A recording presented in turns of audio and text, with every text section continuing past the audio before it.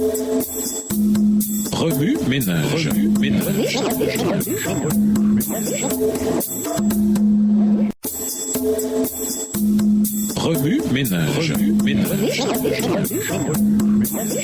Bienvenue dans votre émission. Remue ménage. Nous voilà à la leçon de mercredi. Invité, la bénédiction de sa présence. Repensez à l'expérience d'adoration qu'a vécue Ésaïe lorsqu'il a vu Dieu dans toute sa sainteté. Quelle image de l'adoration y voyez-vous? Y a-t-il quelque chose qui en ressort? Ésaïe 6 contient plusieurs éléments importants que nous pouvons appliquer pour nous aider à avoir une vision étonnante de Dieu. La première chose que nous devrions remarquer, c'est la façon dont les anges en présence de Dieu l'ont adoré. Nous avons ici un aperçu de ce qu'est la véritable adoration. Si cette adoration n'était pas celle que Dieu voulait, Ésaïe n'en aurait pas été témoin. L'adoration des anges était focalisée sur Dieu. Ils n'étaient en aucun cas obsédés par eux-mêmes. Ils se focalisaient entièrement sur Dieu et leur louange exaltait son caractère. Lorsque nous adorons Dieu, nous sommes souvent tentés de nous focaliser sur nos besoins et nos désirs. Bien que cela ne soit pas mal en soi, Dieu lui-même nous encourage à lui confier tous nos soucis. 1 Pierre 5, verset 7. La bonté de Dieu, son caractère et ses actes puissants dans nos vies devraient être au centre du temps que nous passons avec lui. La deuxième chose que nous remarquons, c'est que l'adoration des anges était simple. Pas de mots complexes, peut-être parce qu'aucun mot ne peut rendre pleinement la majesté de Dieu. Pas de démonstration élaborée, la magnificence de Dieu occupe le devant de la scène. Nous savons que d'innombrables anges adorent et louent Dieu dans le ciel. Luc 2, les versets 13 et 14. Mais dans la vision d'Ésaïe, il n'y en avait que deux. Peut-être que Dieu donnait à Ésaïe et à nous un exemple à suivre dans notre adoration. L'adoration n'a pas besoin d'être élaborée pour lui plaire. Si nous venons à Dieu avec un cœur honnête, comprenant notre propre nullité et la grandeur du Créateur, si nous venons avec un cœur rempli d'actions de grâce, Dieu acceptera notre adoration aussi sûrement qu'il existe les cœurs angéliques qui chantent ses louanges. Enfin, attendons-nous à ce que Dieu fasse des choses pour nous à nos autels d'adoration. Ce trimestre, nous avons appris que les autels sont des lieux de sacrifice, de consécration, d'engagement et de service. Lorsque nous rencontrons Dieu quotidiennement à nos autels de dévotion, où qu'il soit, il accomplit des choses puissantes en nous et à travers nous. Ésaïe a été purifié et pardonné en présence de Dieu. Ésaïe 6, verset 7. C'est dans la présence de Dieu que ce prophète a trouvé le but de sa vie et découvert sa carrière. C'est dans la présence de Dieu qu'il a reçu le message qu'il était appelé à partager. Oh, que de choses nous manquons lorsque nous ne rencontrons pas Dieu à l'autel. Connaissez-vous votre mission? Voulez-vous savoir si tel ou tel travail est fait pour vous? Éprouvez-vous de l'incertitude quant à l'avenir? Dans l'affirmative, je vous invite à retourner à votre autel. Les réponses que vous cherchez vous y attendent, mais mieux encore, c'est là que Dieu vous attend.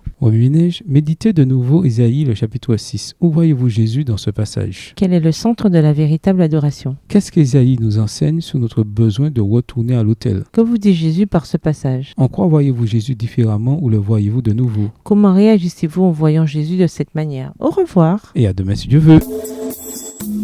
Remue ménage. Remue ménage.